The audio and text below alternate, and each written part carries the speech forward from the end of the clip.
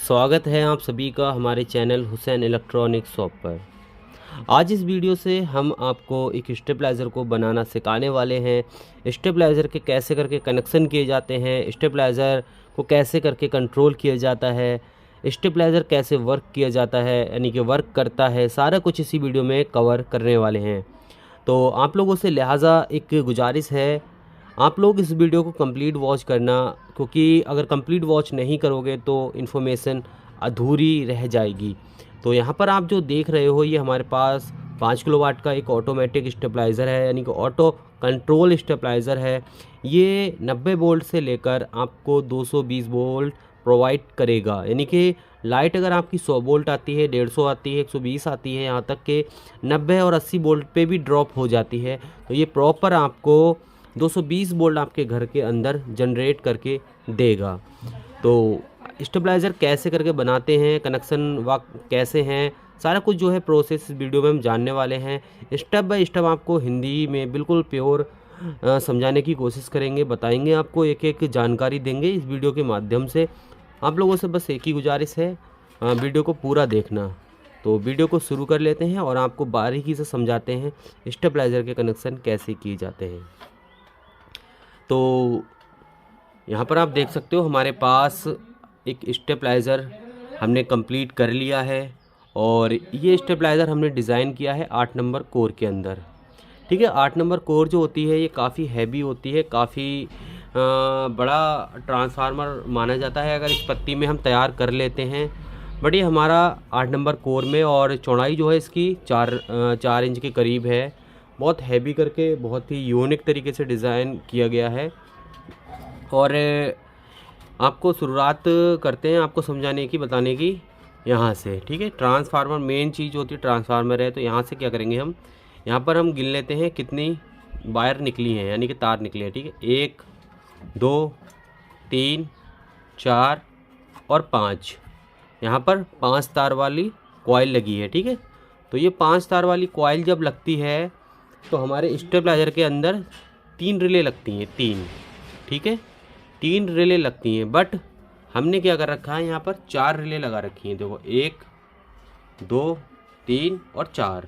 ठीक है, तो यहाँ पर बारी बारी सारी रिलों का काम क्या है, कौन सी रिले किस काम की लगी हुई है, कैसे करके कनेक्शन करते हैं, वो आपको बताते हैं। ठीक है, यहाँ पर आप थोड़ा सा ध्यान से देखना, अगर आप ध्यान से नहीं देखोगे तो हो सकता है जानकारी जो है मिस हो जाए आपसे। तो देखो सबसे पहली बात क्या है, स्टेबलाइज़र के अंदर आपको 2 पॉइंट जो है नोट कर लेना है, एक इनपुट और एक न्यूट्रल। ठीक है, क्योंकि न्यूट्रल जो होता है एक ठंडा और गर्म आपको ध्यान में रखना है।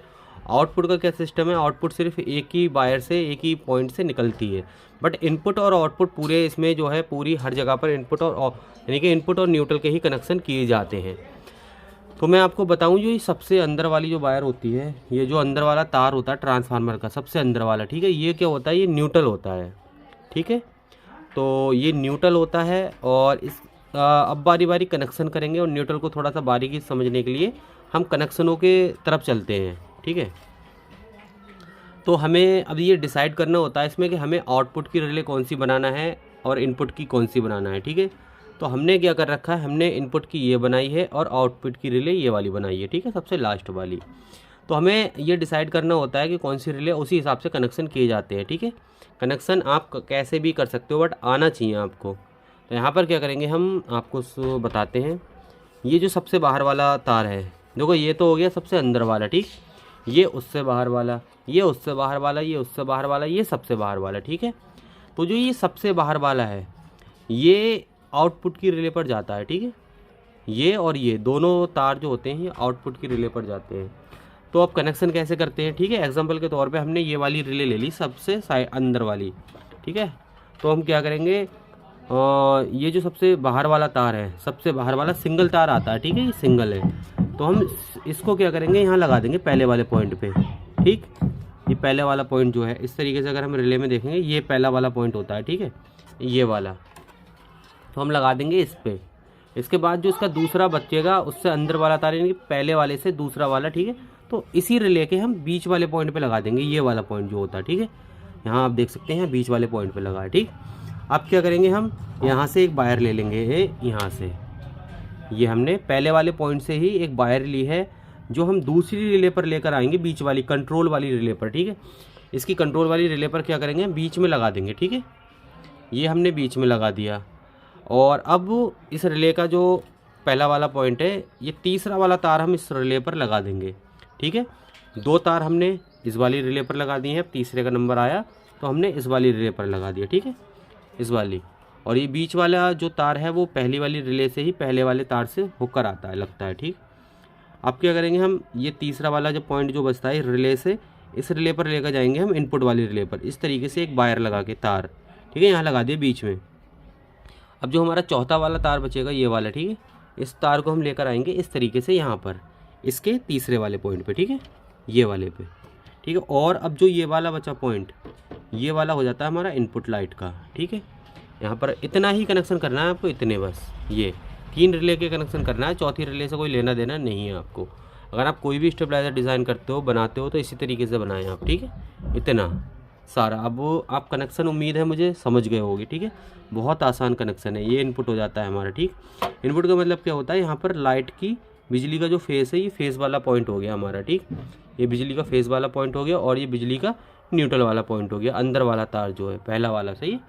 ये न्यूट्रल और ये फेस, यहाँ पर ये 2 जो है वायर हमारी लग जाएंगी, ठीक है, खंभे से आकर। अब समझते हैं इनपुट को कैसे हमने यहाँ पर दिया है इसमें। देखो इनपुट का देने का फंडा यही है, ये वायर है हमारी ये, ठीक है, वाइट वाली, यहाँ पर हमने लिख रखा है, इस पर लिखा है इनपुट, ठीक है। तो यहाँ से इनपुट हमारी सफ़ेद वाली वायर होती हुई आती है, इसलिए आती है एमसीबी की लाइन में।